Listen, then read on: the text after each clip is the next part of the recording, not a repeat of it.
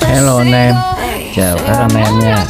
Nay lên cho anh em mấy cái viết giá rẻ xe cho anh em chơi nha anh em. Anh em chơi được cái nào chơi nha. 9 mít, 8 mít.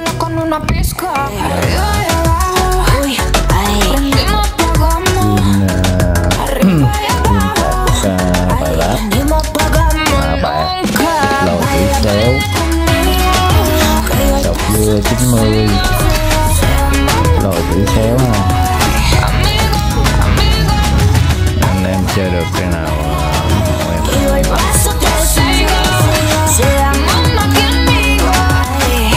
anh em có cọc không có đẹp cọc 200 gì còn nhiều thu hộ nha. Anh em hàng đến anh em có que kiểm tra hàng nha, nhận rồi lên cho anh em cây số 1 nha anh em. Chúc anh em một ngày làm việc vui vẻ và hạnh phúc. Anh em chơi được cây nào ủng hộ em, cảm ơn anh em rất nhiều nha. Anh em hợp cây nào chơi năm sinh gì alo em, các bạn Zalo này lên cho anh em mấy cây cũ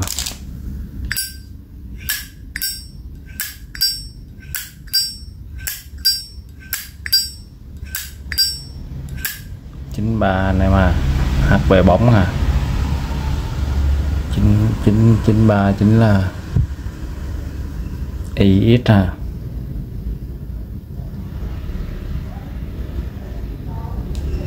9 là mã Sơn Hắc Nhiệt. HP bóng lề lối bao dinh cho anh em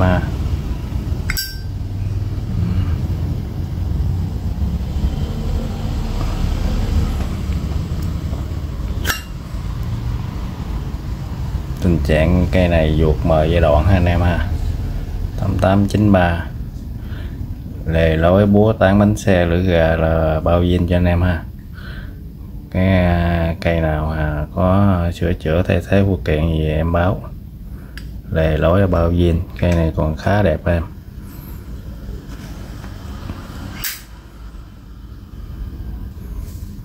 Không té ngã cắn dâm cắn mớp vậy anh em, tơ lông mèo thôi. Lề zin bao zin cho anh em. HP bóng rồi có tơ lông mèo không cắn mớp. Anh em cây nạm cũng khá bon chăm thuốc anh em. Cây này giá rẻ chăm thuốc đó. Mời phê anh em 540 bao ship.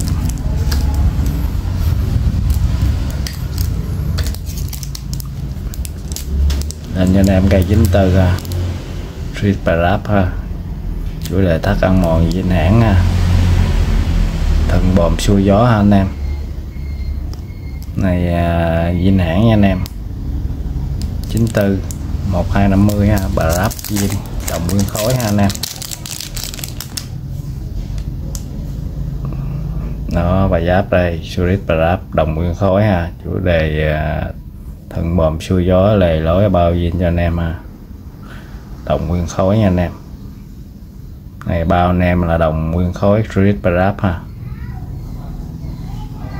lề lối bao dinh cho anh em 94 ít đây 10 la mã tháng G tình trạng đã qua sử dụng không té ngã cắn dâm cắn mớp vậy nha anh em, đẹp.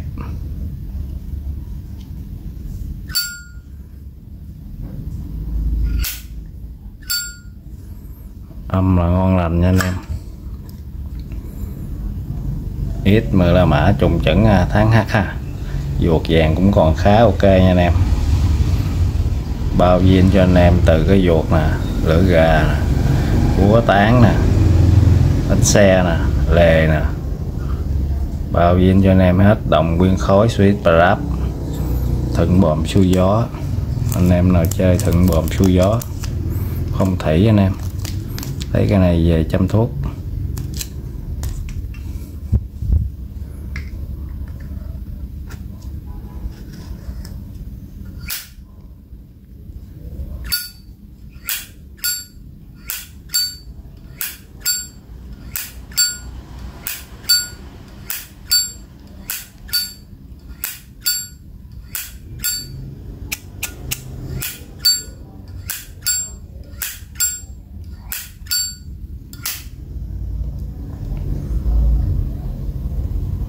Rồi cây này đẹp nha anh em, không tì vết gì nha, viên nguyên bản đẹp tuyệt vời, chỉ có 1250 thôi. Bao ship cho anh em chơi bà ráp zin, chủ đề thuận bòm xuôi gió ha.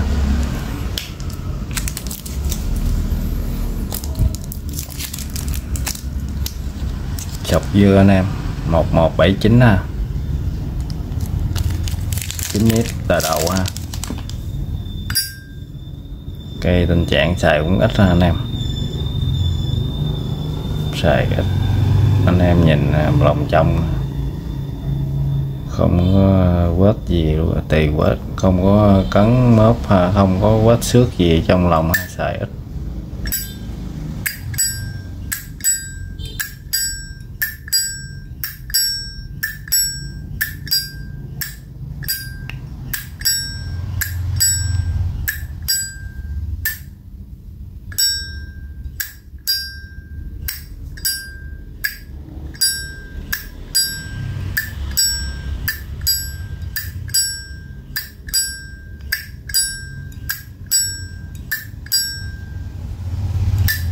Cây nạm cũng khá nha anh em, chrome HP bóng sọc dưa 90, tơ lông mèo, không té ngã cắn dầm cắn mớp, 6 là mã VI, tháng 1 ha, tháng A.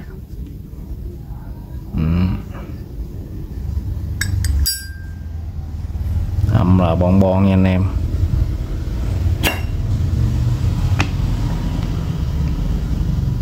VI 6 là mã trùng chuẩn tháng C ha.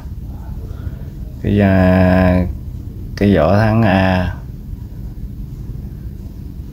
cái ruột tháng C tháng 3 là tháng ha, 2 tháng. Ruột vỏ trùng chuẩn ha. Được cái cây này như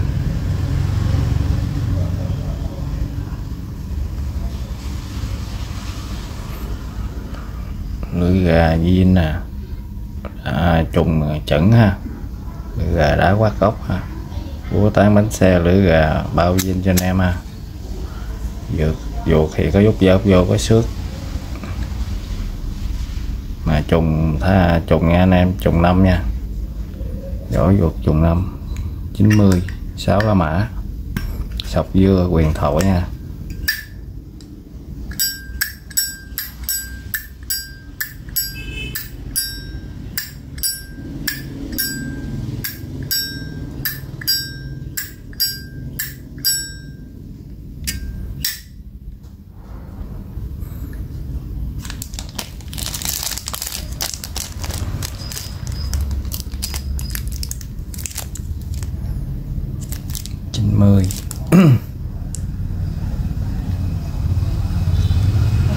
một 1179 anh em.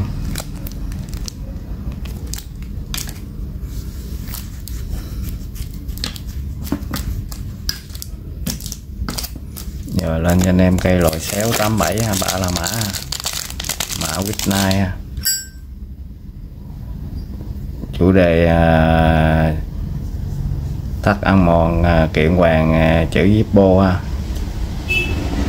chữ xéo kiện hoàng, mã kiện hoàng luôn nha anh em, thắt ăn mòn kiện hoàng nha. Này mã Whitney gì anh em lề lối bao zin cho anh em có phôi phai, có dăm đầu tâm ngay điểm này ha. 3 là mã tháng F, 3 là mã ha, ít loại giữ xéo.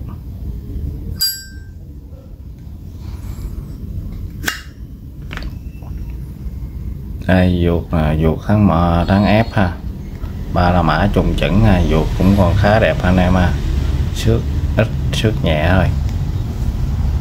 Đó, lưỡi gà vuông chưa quát gốc ha, búa tán bánh xe, lưỡi gà là bao zin cho anh em ha, bánh xe siêu bén.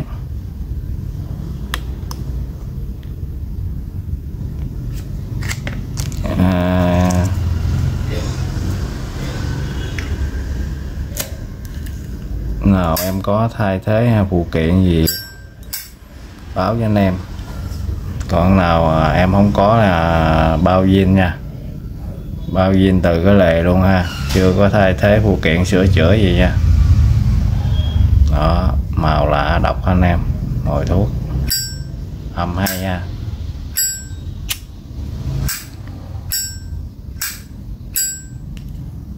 Rồi 1180 ha, 1080 ha, lồi xéo 8x 87. Anh em nào chơi nó sinh năm sinh.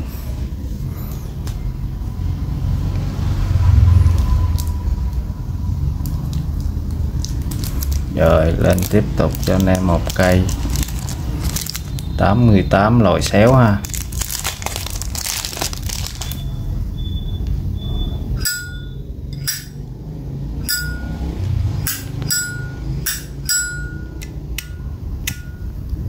Cây này có lửa luôn anh em. Cây này em đổi của khách ha, cây này của khách em đổi. Chữ ký 3 đời chủ tịch, Chrome HB và Chrome phải xước, lồi chữ xéo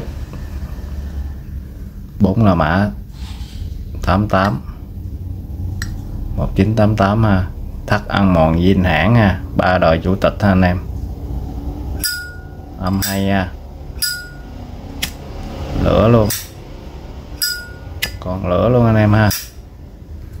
Cây này tình trạng là cũng xài ít ha, chủ cũ xài cũng lướt ít, có tơ lông mèo ha anh em. Đó, cây này cũng mới, Chrome khá mới, nóc nhà đẹp nè, không tì vết lề zin nè. Lồi xéo 8x 4 la mã ha, âm hay nha.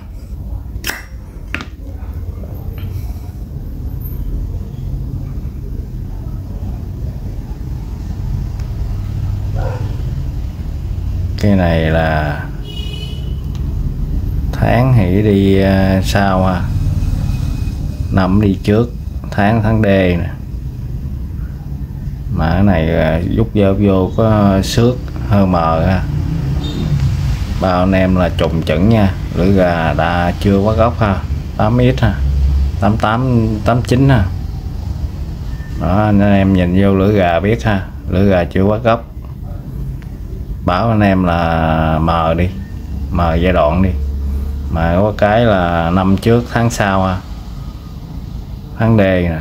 Mà ở đây rút vô có mờ, hơi mờ, soi kỹ. Cây này là đổi khách ha anh em ha. Rồi, báo anh em là mờ giai đoạn này, nhìn kỹ mới thấy. Năm trước tháng sau nè. Đó, lưỡi gà vuông nè, chưa quát gốc 88 89 ha, 88 89 89. Bao anh em trùng chuẩn nha, trùng vỏ trùng ruột ha, lưỡi gà chưa quá gốc anh em ơi. Cây này còn khá đẹp anh em.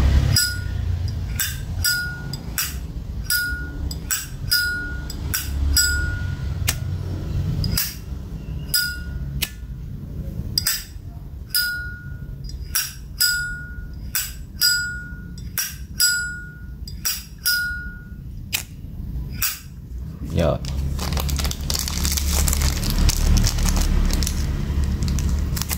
cây này 88 lồi xéo, chữ ký 3 đời chủ tịch, thắt ăn mòn zin hãng ha. Cái này chia cho anh em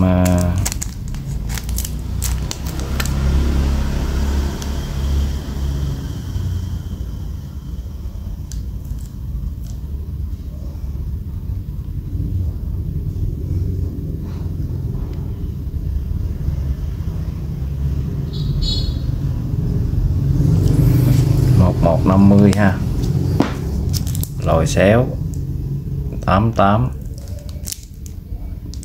chữ ký 3 đời chủ tịch anh em. Giá mềm luôn anh em ơi, sale luôn. Rồi 89 luôn anh em ơi, lồi xéo luôn. 1100 anh em ơi, bao ship hết.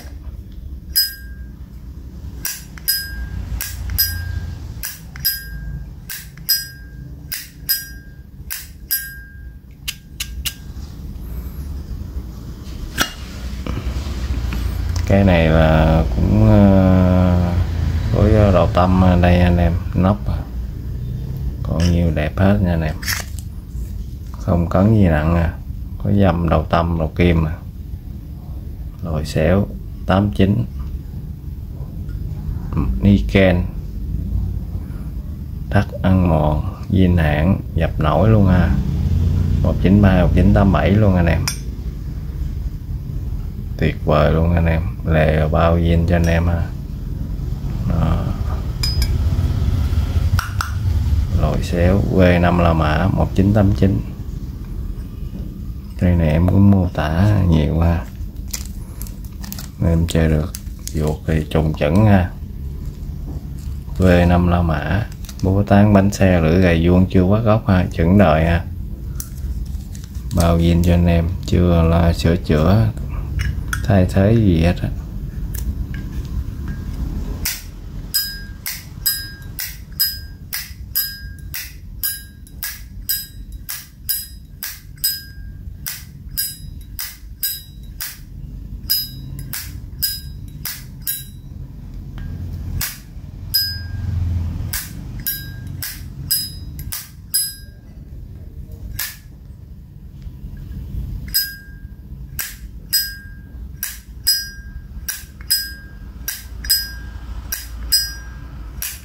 Âm là bon nha anh em, 8m.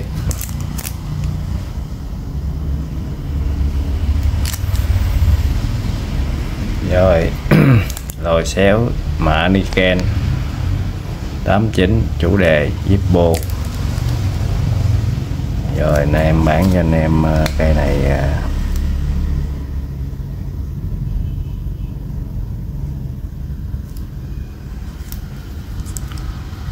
1050 nha, khỏi ghi lại nha anh em, chụp màn hình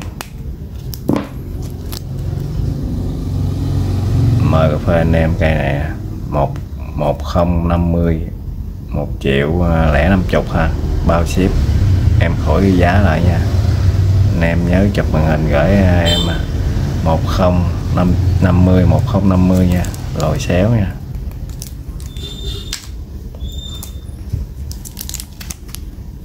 Rồi lên cho anh em một cây bà ráp zin win tạc đầu bằng đít bằng đồng nguyên khối 1989 nè, 1279 nè, và giáp zin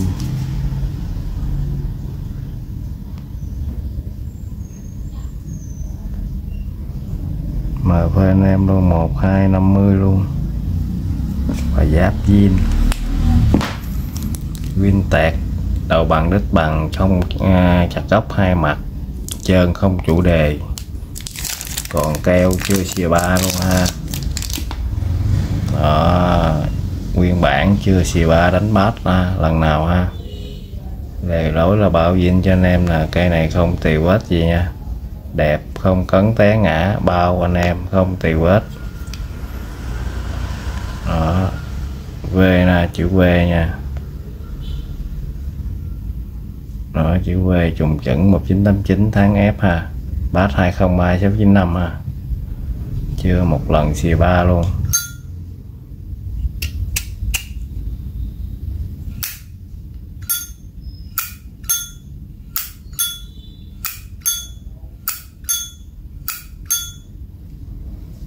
Vuột vàng chuẩn đời ha, V5 La Mã trùng chuẩn ha anh em ha, vuột vàng cũng còn khá đẹp ha, xước nhẹ thôi, búa tán bánh xe lưỡi gà chưa quá cốc ha, búa tán bánh xe lưỡi gà lề bao zin cho anh em chơi ha, chưa có sửa chữa thay thế gì nha anh em, bao zin cho anh em, bài giáp zin âm hay nha anh em.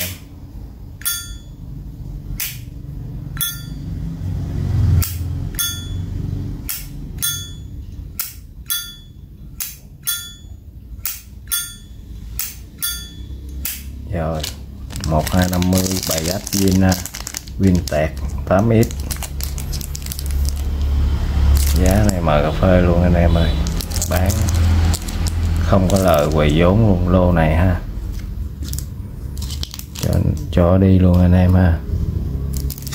Mạ bạc luôn 94 ha, chủ đề thư thắt không mòn zin hãng ha, mạ bạc 1100 ha.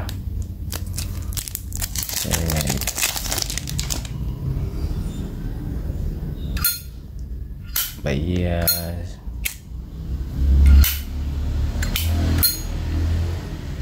mất duyên anh em à, khách chốt mà hồi ha.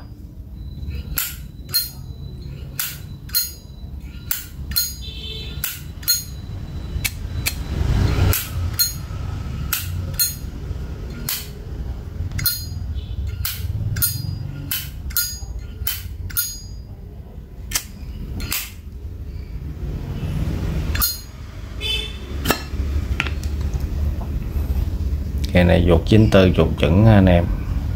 Đó, tháng ép ít vỏ ha.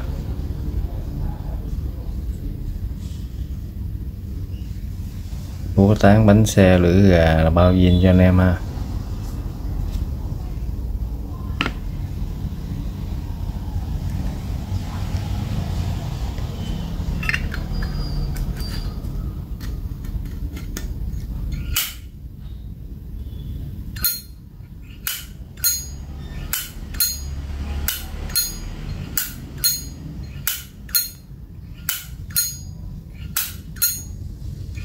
Rồi mạ bạc Win, cây này còn đẹp lắm nha anh em, không có cấn té ngã gì nặng ha. Mạ bạc còn khá đẹp, có đầu cấn đầu gốc ở đây ha. Đó, chỉ có điểm này thôi, còn nhiều đẹp tơ lông mèo, lề bao zin cho anh em ha. Một đáy đẹp tuyệt vời ha. Mạ bạc anh em, chủ đề thư chữ ký. Anh em chơi được cái nào ủng hộ em chụp màn hình kết bạn Zalo, cảm ơn anh em nhiều ha. Mạ bạc 94 ha. Rồi lên cho anh em một cây 85 ha. Cây này mạ vàng, mạ phôi phai và lồi lớp niken 85 ha, một ngược ha, bán xả luôn 1100 luôn anh em.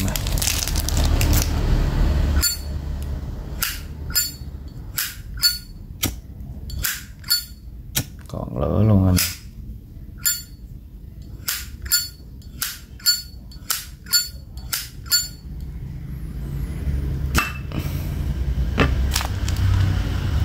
Cái này ruột trùng chuẩn ha anh em, 5 hoạch quyền ha, đây 3 đây 2 ha, trùng chuẩn ha. Đó, đang mồi thuốc luôn nha anh em lấy cái này chơi.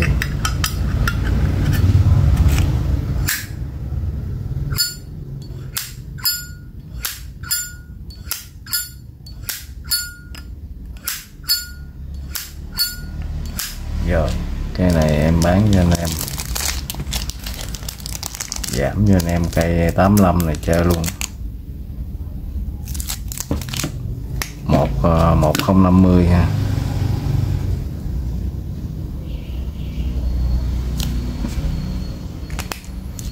Em chơi được thì chơi hết mời cà phê được ha anh em ha. 1050 bao ship luôn, 85 mạ vàng có wifi ha. Ô xăm chữ có xăm mình nha ha. Rồi em còn mấy cây này đây, anh em chơi được cái nào ủng hộ em. Mạ bạc chủ đề Liberty nè, 95 nè, đẹp. Cây này lướt lửa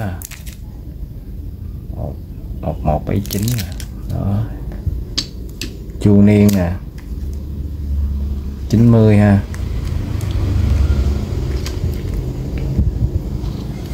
Anh em chơi được cây nào ủng hộ em. Đó, 88 nè, 88 tàu chiến USS nè, CV41 nè. Giờ anh em chơi được cái nào ủng hộ em. Em kết thúc video đây nha, chào anh em nha, mấy ba anh em.